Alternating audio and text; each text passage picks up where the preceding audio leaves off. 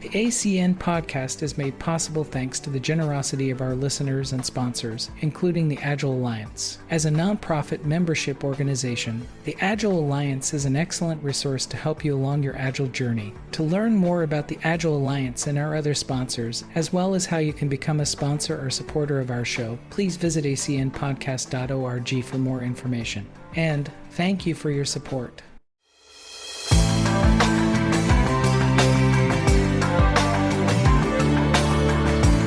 Hey, good morning and good evening, everyone. This is the Agile Coaching Network. The Agile Coaching Network is brought to you by the Agile Alliance. If you don't know who the Agile Alliance is, it's a nonprofit organization that has been in existence for, since the dawn of Agile. If you go up to agilealliance.org, you can understand what the nonprofit organization does. What's unique about the Agile Alliance is that we're in no way, shape, or form trying to go sell services. We are a member-supported organization with the single goal of helping you to adopt Agile better. So with that, I'm going to go ahead and get started as we normally do. We've been doing this thing called the Agile Narrative Project, and I came across a story that was recently put in that was actually a really good story. I thought it was, I think the last couple of months we've been talking about sort of these downer stories that, sort of bad situations that were in companies. And I thought this one was a really good one. And I'd like to ask the question after I read this story is, how can we make more stories like this? So the story goes, great leadership builds strong Agile teams. I helped coach a team through an Agile transformation of 60 people. And I have to say the manager of the group was outstanding. He understood what people needed. Pretty much to paraphrase the rest, he basically engaged with the Agile adoption, making room for people to learn and be able to establish the role shifts and changes that were going on in the organization. This particular coach basically says that from that, they really significantly saw that the leadership and the stance of the leadership was part of the reason why this Agile adoption went so well. This is a story of hope. The person who actually put it in considered it to be rare, which is always sad because I know that there are situations where leaders don't act and behave in this way. Saw it as strong value, saw people embracing change, and from a detection of whether or not how it was reverberating through the organization. If this story were read by the next immediate manager, they would strongly agree. If the middle manager were to read it, they would strongly agree. And the executives, kind of half would agree associated to that. And this is prominently a United States and a fairly large organization. So how do we make more stories like this? Hendrik or Jörg, do you want to kick off? Yeah, I can maybe. I don't know actually how we can make more stories of this. I know how I do this usually because this is totally resonating with some positive experiences I have made.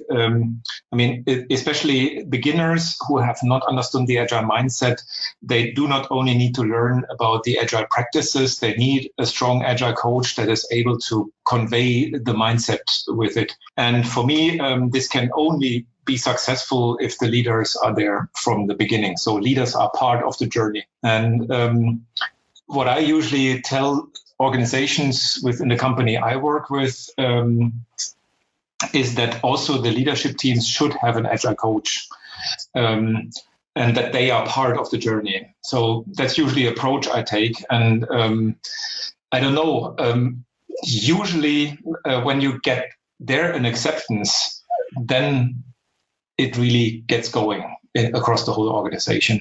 But the hurdle is always how to convince the leaders that they should be part of the journey in the sense that they need to have the coaching as well. I strongly agree, but I want to add one other aspect of maybe multiplying this story.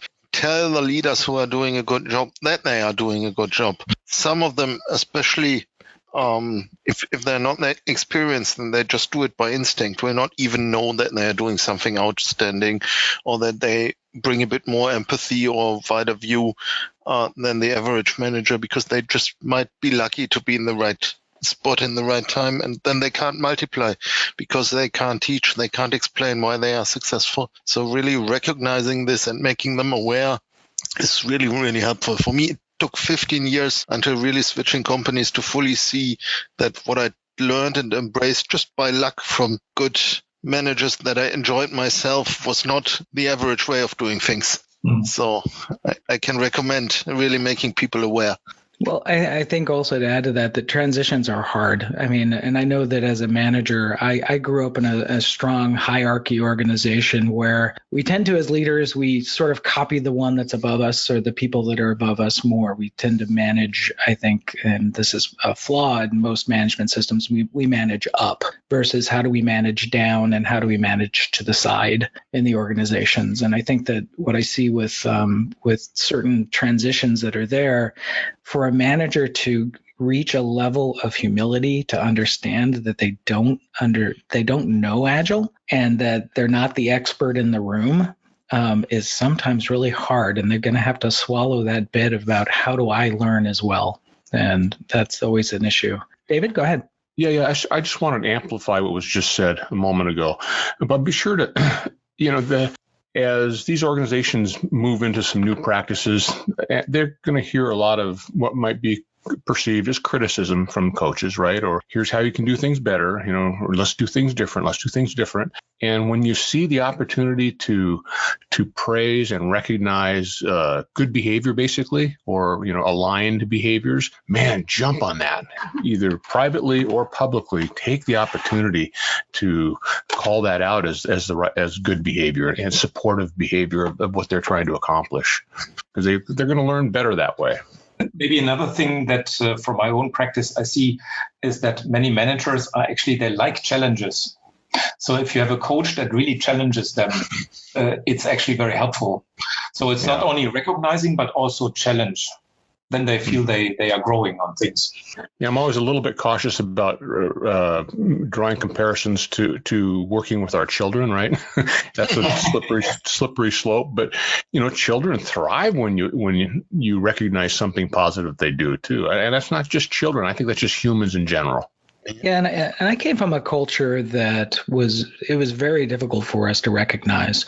I mean, literally, I've heard that background of somebody said, when they accomplished what was their best work. I've seen people sort of have that look of, well, thank you for doing your job. It's like, well, this is the best this person could do, and all we could do is sort of meet them with, granted, some of us have more experience than newer people in the organization, and how we come down and recognize, I think, is incredibly important. Raven, you've had your hand up. Do you have something to add? We're talking about, I agree with everything that was said, but ever since, Ray, your question was posed, I can't help but think about how can we get leadership on board. And so I'm looking at this scenario, and it seems like that this particular manager just exemplifies what is humanistic versus just regular tactic of an organization, that he's really in touch with the human side. And a lot of, unfortunately, leaders that I have come across are not. They're about their numbers. And I was thinking about how can we get leadership to be more so on board with the humanistic side, and that be just as important as the numbers. And what I was thinking about is maybe we can take, I know this is a stretch, but this is just my idea of just taking managers, VPs, all the way up to the CEO, and do situational based training, not just to standardize, this is the presentation, this is how we do things. Let's bring real world examples into our training, and let's work through some of these scenarios. Let's go through emotional intelligence training, and let that be a situational, conversational, role play based training. Then let's do change management. Let that be a situational and a conversational training. And then let's focus on agility. That's what my thought process is. And I agree with that, but can I ask a clarifying question? Because I'll throw you a direct scenario that I struggled with myself. And that was that there were certain words in the language, and I'll put the comment of, you're doing outstanding, you're doing excellent work. And, whatever would typically would be in the annual review words that are typically used to kind of reinforce you're giving somebody a promotion or a raise or also delivering a not so good message. The word outstanding got muddled for me, because if I use that word, I've had, early in my management career, somebody come back later and say, well, you told me I was outstanding one time. there, and now I'm looking at my review and it doesn't say outstanding. And I found that I started to shut down some of that kind of human stuff because I was fearful that somehow somebody would take what I said wrong. Maybe a thought on this. When I try, and actually I learned this in the same organization, so maybe I was lucky, is to point out what benefit was created. You created this and this benefit by behaving that way. Please do it again or do it more. That's quite some praise because you know you've accomplished something. And I just had the conversation with the team member yesterday. I told him, yeah, great that you found the bug, because that shows that actually we can now rely more on the software and the tests. And he wasn't relatively new, so he wasn't really aware that that meant something. The tool I came across is, I don't know, some of you have maybe read the book Nonviolent Communication by Marshall Rosenberg. And for me, this is a wonderful book. And in that book, he also has this idea of how to give feedback in a nonviolent way, meaning you are avoiding these kind of effects like the one that you, Ray, mentioned. So you really don't tell people good job or outstanding. You rather say what they did, how you felt about this one, and what of your needs have been satisfied with this. So you really make it a very personal thing. Okay, yeah, that's actually good. The one thing I wanted to mention is that I think with a lot of managers and some of the good managers that I've had, when you read the Agile documentation, sometimes some Agile documentation almost implies that there's no managers. And so a lot of managers don't know what their role is. But I've also found that some of the really good managers they're just good managers, and Agile just they take to Agile naturally. But they still would come to me and say, hey, do you have any books or any blogs or any articles, to tell me how I should act in this way? And there's not a lot. There's more now than there was, say, even 6 months ago. But like I said, I think a lot of the Agile documentation, you read it, you almost think that, there is no place for a manager. Right. Well, and in the early days, guess what? That's what some of the coaches were out saying and during Scrum training and other things, which I think was a damaging situation.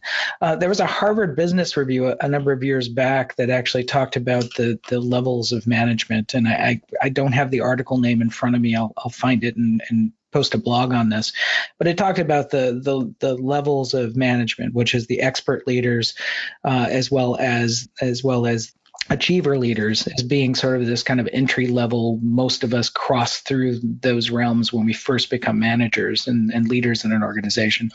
But then it talks about these higher level, which is the servant leaders, as well as the synergistic leaders. And you're right, there is not enough, I think, publishing out there to say, what does it mean to be a synergistic leader? And what are those archetypes that people can go look at and say, okay, that's the people that I'm inspiring to be, and I can basically learn more in this space. Cool. Any other comments on this? I know there's a few hands up. Your microphones are enabled. Please go ahead and just dive in. So this is Raven, quickly, Ray, you know what, you did bring up a good point, that you get a review, someone tells you you do excellent, and then all of a sudden, you get your review, and that's not the case. What I try to do is be very, very particular as to what I am praising an individual for, so that, because if you say something in general, and then it comes a point in time, maybe you don't do so well in one thing that you did in another, and it might be reflective in your review. So I say be very detailed with your praises, and hopefully that will help to correct that. Also, what the gentleman stated just previously about managers being confused about where their role is in Agile or any framework that you have under Agile. And I think that's where you need to incorporate a little bit more change management. Also, remember that these frameworks just don't work by themselves. We have to bring other things in to catapult or to maximize the value of agility. So you would look at, well, what is the difference between a manager versus leadership? I challenge a manager to think of themselves in the Agile way of being more so leadership, because leadership supports change, whereas managers are, just operational, dealing with processes and just making sure they manage the team. Remember, Agile teams are not supposed to need management. They're supposed to need support. So I would challenge in that way. Yeah, I totally agree with that as well. Just wanted to share my personal experience, right? Because as I was starting my, coaching career, one thing to be cautious about regarding management leadership as well is that is that they feel like they are partners with you, and that they feel that they're not threatened by your advice to the team. Because as coaches, we do have influence over the teams or programs that we do consult with, right? So we're mentors and teachers, and we do have influence. And early on in my career, I think that when you do have an influence, unfortunately, some of the leaders, some of the management get threatened by you. And so they kind of have a different opinion if they're not into the mindset of lean agile, or if they're starting out in this agile journey. Before, like literally, if the manager of the team technically says another thing and you say another thing, then definitely I think the team would follow mostly the ones that the manager says, just because mainly they're their boss, right? So that's a conflict in culture that we want to avoid, that they want to follow the leader, not because of the authority, but because of the influence and support that they bring to the table. So what I would kind of follow through with that is that after that engagement, right, after I learned that, we want to make them feel safe as well, that they're partners with the coaches in this transformation. Now the mindset should be, hey, how can I be more of a consultant to that manager, so that when that manager is very engaged and he feels very supported by us, then he himself will leverage the knowledge and the agile transformation of the team, which makes it more effective than ever. And just to add one contrast to that, and this is one of the things, again, thinking about my own leadership growth over the years, I think it's just as important for leaders to learn how to yield leadership and to be able to understand that they're not always the right leader for the right time, that sometimes even the most junior person that's in the organization is the right leader for the situation, and allow them to step up and not feel like you got to be in control all the bloody time. Managers need to learn that lesson. So how are we doing? Do we think we want to pivot? Do we want to go to the main questions? Sure. Cool. Let me go ahead and find this magic button. I know it's here someplace. And here comes the questions. So the first question that's up here is, business value delivered is a valuable metric to be tracked for senior leadership, and much better than velocity. What are some of the best ways to calculate? Hey, Ray, this is my question. I'm the one who put this one out there. Hey, cool. I'm not quite sure how I said anonymous on there, but I was just trying to get it to fit in the correct number of characters I had there. I've been wanting to meet anonymous, so you're the person. In this case, I'll take that one. So okay. But basically, the reason is that here at my current company, management, they're so focused on velocity, and we've been trying to tell them that no, we need to focus on business value and forget about velocity, because we're not delivering velocity to the customer, we're delivering value to the customer. Mm-hmm.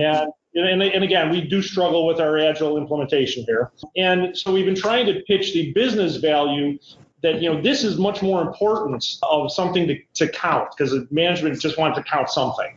And we've kind of played with, not very successfully, with, maybe having the product owners or, people playing that role to, put some kind of a value on there, and how do we come up with some calculations. We kind of brainstorm that.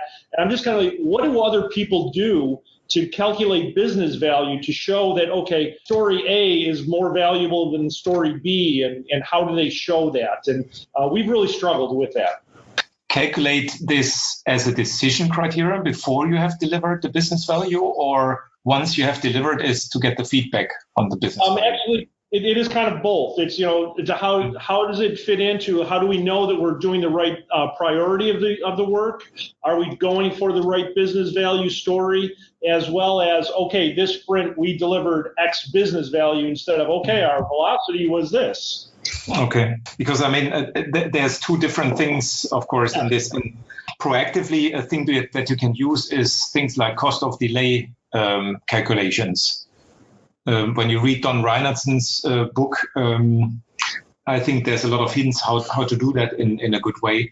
So that might be a way how to prioritize user stories or requirements according to expected business value, return on investment. And then, of course, the post-mortem and post-release measurements are things like return on investment, feature hit rates, R&D over net sales you could maybe use on this one. So how much have I invested? How much did I get out of a certain product development? Net promoter scores to measure how delighted your customer was. But go beyond the point of, after we've delivered, that can be, 1 or 2 months down the road, how do we show that, right after the sprint and it is done? And when we have in a sprint review and management wants to know, okay, well, what does the velocity look like? Well, I'm tired of that question. One thing that as I'm coaching my teams is, and my business side people especially, is every feature and every story should have some hypothetical outcome that is related to business. It may be, we're going to save so many dollars. We're going to reduce the number of calls to the call center by so many calls. We're going to increase the number of web pages that actually get clicked through and filled out. And so when they're writing these features that they have to have some measurable outcome that they expect to get. And then as the teams are building this work, they must always include analytics, because it's not how many features the team builds, it's how many good business ideas the business people have. And if they can put a measurable number, then the business people who are force ranking that backlog can say, well, for example, I work for a retail company. And if they sold something on the web exclusively, but it got returned to a store, they had been just putting it on clearance and getting rid of it because it was a one of a kind. And they put a feature in their sales tool that said, if we get an order for a web exclusive item, let's check the store inventory first and ship it from there at full price, instead of taking a new one out of the warehouse and shipping it. And they estimated that they would save $3.5 million a year by doing that. And then on another thing, they said, well, if we have a system problem, instead of just canceling the order, let's put it on back order and retry while the system problem is solving. And we think we can save $2.5 million a year during the peak season by doing this. The business people actually have to come up with this idea of, one of my clients, they do a lot of outbound mailings and they produce a lot of reports. And they estimated that before generating a report that's just always been generated and distributed, if they asked their customers, do you need this printed report, they could save $5 million a year in not printing reports. So they came up with their hypothesis of, if we implement this feature, this is how much money we'll save. This is how many more new customers we'll have. It doesn't have to be apples to apples. It can be whatever measurable thing. And then those business people who are together force ranking a backlog of work, you can decide if $2 million in savings is better than selling 1 million more pairs of socks or reducing the number of FTEs in the call center by 3 people because this thing will allow self-service. But it's the business side who has to come up with that hypothetical outcome for doing that feature. And then technology has to implement analytics so it can be measured. What's interesting that you bring up here, Susan, is when we talk about value, and specifically, I was thinking about the question, as he was saying, business value. And I think you framed it correctly in the economic circle, which is most of the time the business value is framed in the economics of the business and investments. And that's different, by the way, than the user value, which is framed in satisfying the needs and wants and the desires of buying your product. And so it's almost dimensionally, and I think, Hendrik, you had mentioned Reinertson's book. I think that was from the book Flow. And he was talking about the aspects of value itself, that as an organization, you're going to have some serious conversations about what does value mean, so you don't talk over these things, because there is value to velocity measurements for a team, but it's not relevant to the business value discussion. And to be frank, that if a company saves several $billion on what they put in their store as a user, I don't care. I just have my wants and needs that I'm trying to satisfy. Well, and that's why Reinertson's the weighted shortest job. First, figure out what's your cost of delay, and that includes both user business value and risk reduction and opportunity enablement for the business. So the risk reduction and opportunity for the business is how much the business saved. The user value is something different, but they can be weighed against each other. And even opportunity for the business could ultimately result in lower prices to consumers because we have less waste. I mean, that's really taking it to too many steps beyond what you can just calculate on a feature or should at the moment. But you do have to think about both how are you going to satisfy your customers and how are you going to satisfy your shareholders. Yeah, absolutely. And I think in that whole scope, and I think one of the aspects that, look at the Blockbuster problem. They got addicted to rewind fees, and they were optimizing their whole organization on rewind fees. And unfortunately, after the collapse of VHS tapes and everyone got to a medium that doesn't require rewinds, oops, Yep. So you got to be careful there. Erica, you've got your hand up. Okay. Last night, actually, I participated in a webinar, and we were talking about what we have to focus on the velocity of the team or in the value, at the end of the sprint, on the value for the organization. So we were discussing about it, and I would like to know what is your opinion. I wasn't in that webinar. Could you give us a little bit more of a dimension of that webinar? Yes, it was in the region in Latin America because I'm from Panama.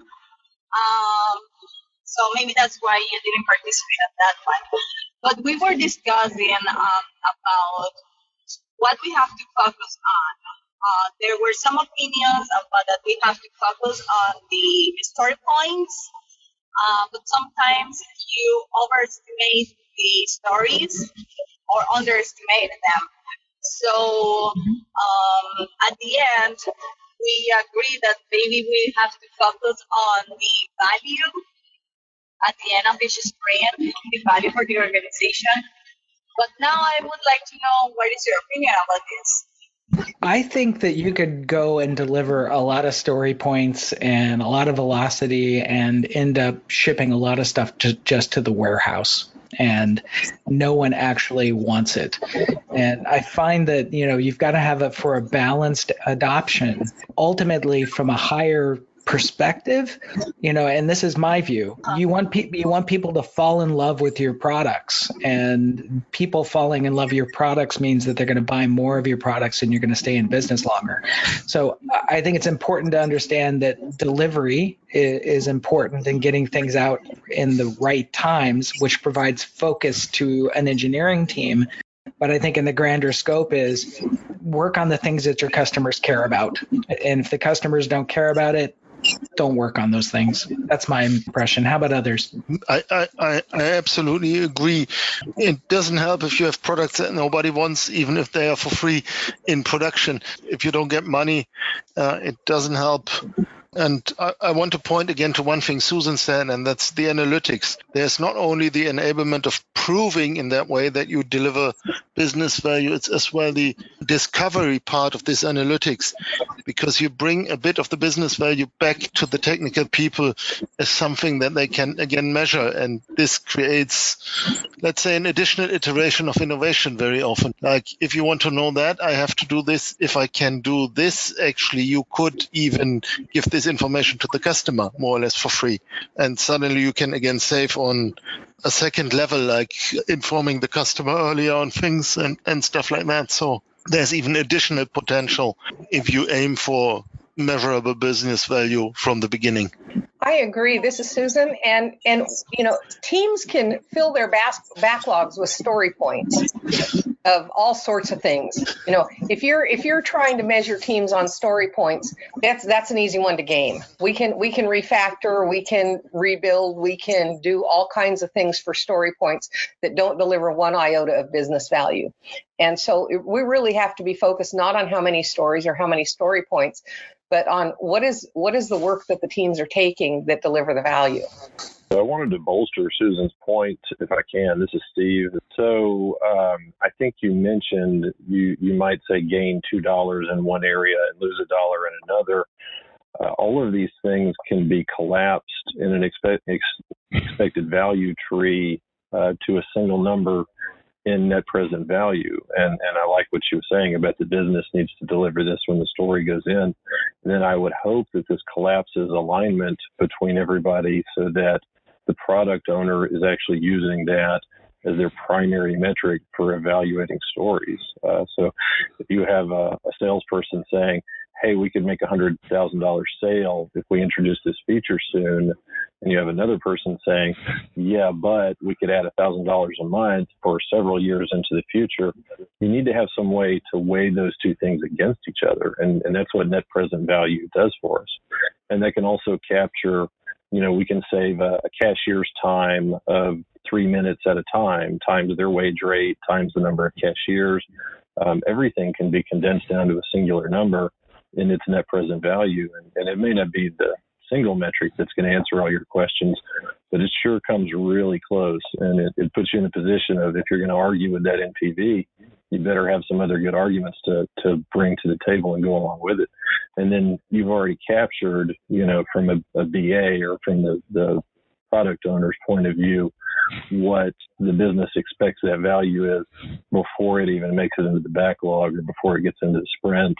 And so when it comes out the other end, you have something to compare that to. And if you're needing to report to leaders, those expected values is a pretty good metric for them to show that the product owner is really prioritizing things by its ultimate value.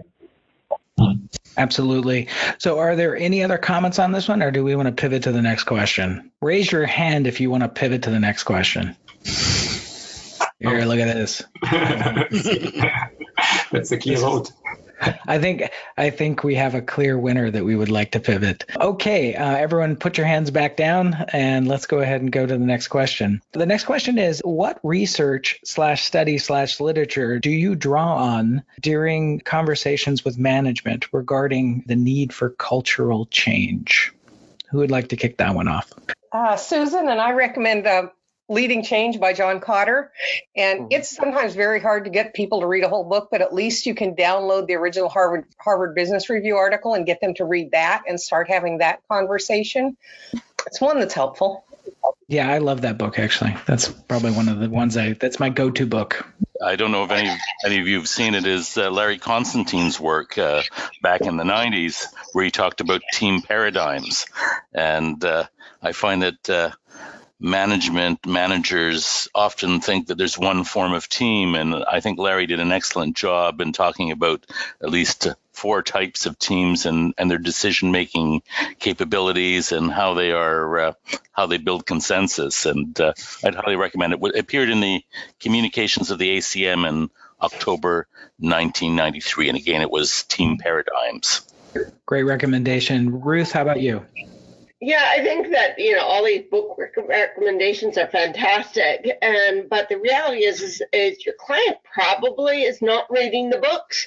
And we have the mindset that when we read the books, we take out the information in a different way. And I think that it's really important to read these books ourselves and bring this message to the client. They're not going to read the book. Chances are they're not. And even if an individual at an organization reads the book, they're not going to share the message. So craft the message that you want to tell based on the information that you've read.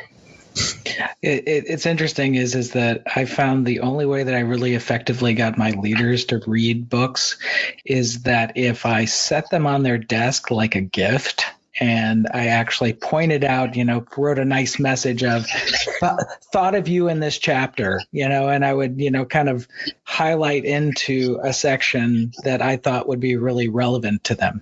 I know it kind of seems like a stalker leaving books on people's desks, but I thought it was effective. Another thing that I've experienced is creating a book club in your leadership team means that we have done that we are buying books, a certain book for everybody on the leadership team, and then we say, okay, read it, and we organize a meeting where we are going to discuss what we have learned from this. A real quick comment. This is David. I would be very cautious about recommending a book I have not read myself. This is Steve again. I hope this isn't too far off topic, but the question itself doesn't actually mention Agile, and it does list literature next to research and studies. Although it's not an Agile-specific book, I see a lot of discussion forums and a lot of people that I talk to in the Agile space are also fans of Eli Goldratt's The Goal. And if you haven't read The Goal, it's about my personal favorite pet OM theory, which I think is more valuable than Agile, Lean, Six Sigma, TQM combined, and most people have never heard of it. And it's very small. It's a novel. You can get it in an audiobook. There's even a comic book version of it. And I've given it to people, much like Ray was just saying. I said, I think this is an awesome book. It's really short. See how you feel by the end of chapter 1. And what happens from that is it's often a litmus test, and one of two things is going to happen. We're going to be doing lunch really soon and talking about, hey, I like this frame of mind and this way of thinking, and it opened up conversations to other topics. Or I've given it to people in the past. I gave somebody the audiobook on CD and checked in with him a couple times later. You know what? So busy. Haven't had time to get to it. And guess what? I don't work there anymore. It said a lot about their environment and what eventually happened in that company. So I'm a giant fan of The Goal. And I think if somebody responds positively to that, they're going to respond positively to Agile messages in general. Completely agree, and The Goal is at the top of my recommended list, partly because it's not talking about the software environment. It's a great parable. It's a story. It's a fiction, and it makes the points without referencing software at all. I think there's value in that. If you have read The Goal and you love the world, there's a book called The Phoenix Project. Yes. And the author said they shamelessly cribbed it. They just rewrote The Goal. They said, we love The Goal, and we wrote this to talk more about integrating the software world end to end as a continuous release process. Yep, exactly. Todd, you had something to add? It's kind of funny. I was just about to say the next one should be The Phoenix Project. Totally agree. So The Goal and The Phoenix Project is like the best thing to do. So I'll just echo that. Now, one of the things that, and I'll kind of focus on just the word culture.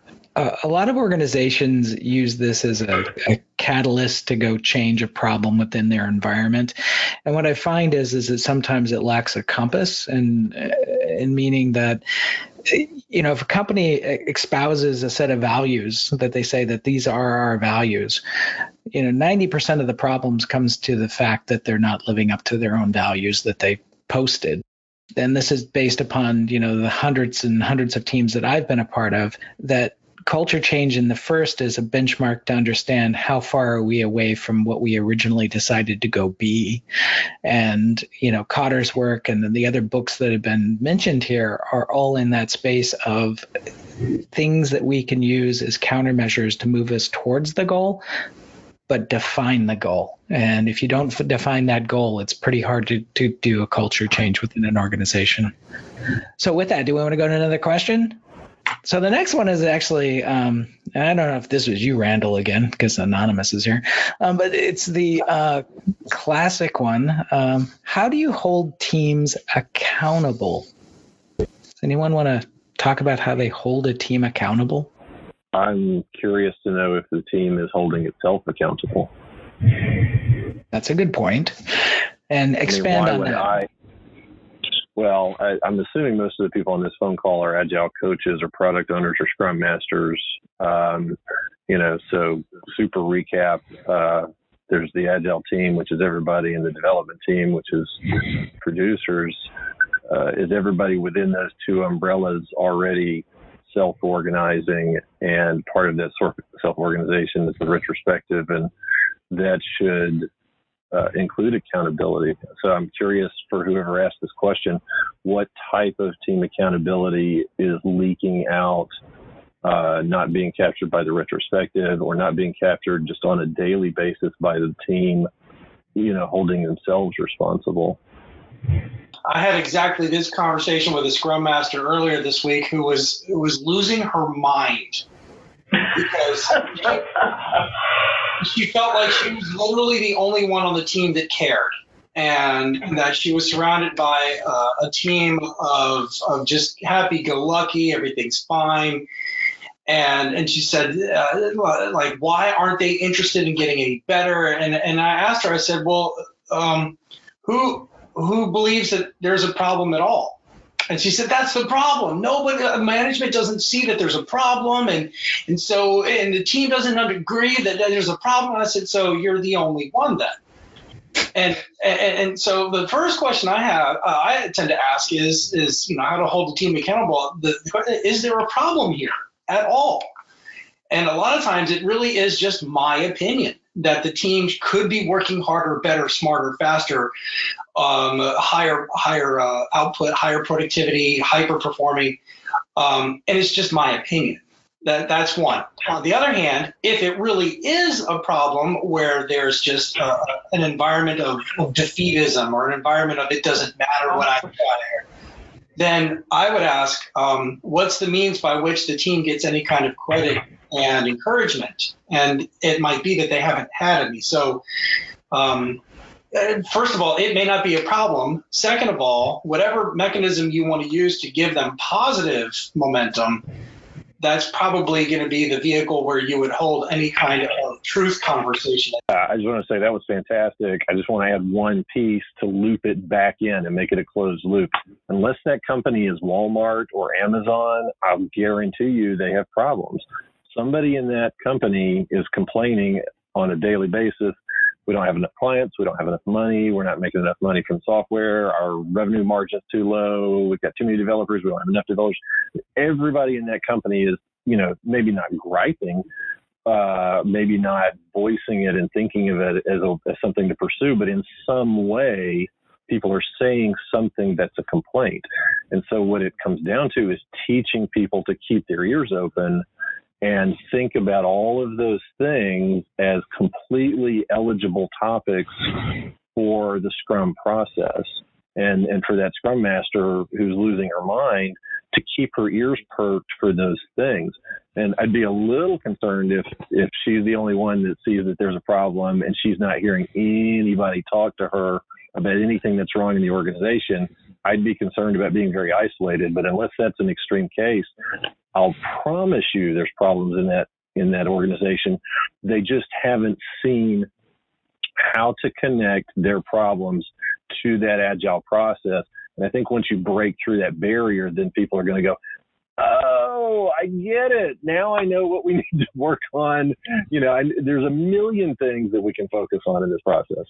Right. One of the facilitation techniques that I use is number one, in a retrospective, let's go put those problem statements up on the wall and then let's vote on them. And what typically will happen is there will be a concentration of people who think one thing is a higher priority than another. And then you've got these lone voices down at the bottom of maybe one or two votes. Have conversations about why the person only has one vote up there, why did they why does the rest not think that is the most critical thing, and really use the organizational brain on what should we be focused on? And what I find is that sometimes the thing that's at the lowest voice, sometimes if the person can articulate to the rest of the group effectively that this is the problem and this is why it's affecting us, they tend to they get more votes. But they've got to go share their perspective a little bit wider.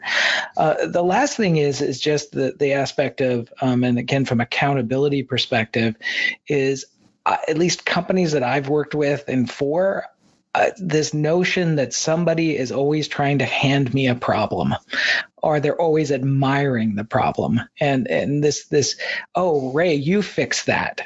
Here, Ray, let me pass that off to you. And I've learned over the years to just say, no, I'm not taking ownership of that. I will help you. I understand you have this problem, but I'm going to help with all my soul to get this thing fixed. But you own it, not me. That becomes critical. We are at the last 5 minutes. Are there any last comments on this particular one? Maybe one point. I would point back to the first question we discussed from Slido. I would always try to make the value really explicable and experienceable to the team. If they see that there's something they really can achieve, deliver in terms of happy customers, in terms of money, that becomes tangible. That creates a lot of accountability. I don't need to hold them accountable, but I just want to make them feel accountable for something they can achieve.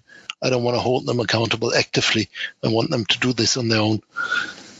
Well, with that, I think we had another great month. Just to give you guys a little bit of stats, we are right now past the 21,000 replays on our webinars. So thank you guys all. You guys are all a participant in that. So we're getting a lot of great traction. I was over in India a couple of weeks ago, and people were walking up to me and say, "Oh, I listened to the podcast," or "I'm a part of the podcast," or "I'm a part of this." And nothing better than to have a community come together like this and to be able to share wisdom and knowledge like this. If you guys want to visit me, I'm going to be at Deliver Agile coming up, and gosh, it's just weeks away.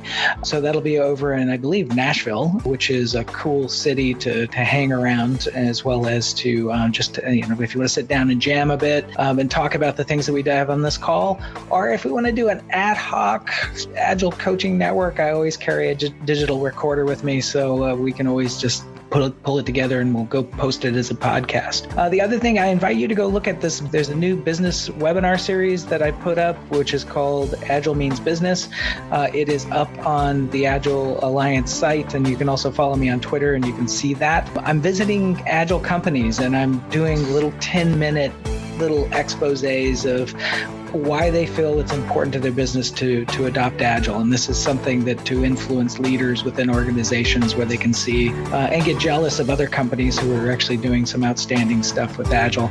If I'm ever in a city that you're in and you want me to visit your business, let me know. Reach out at rayorel@agilealliance.org. And with that, we're done for this month. And I hope you guys all have a really great day and a great month.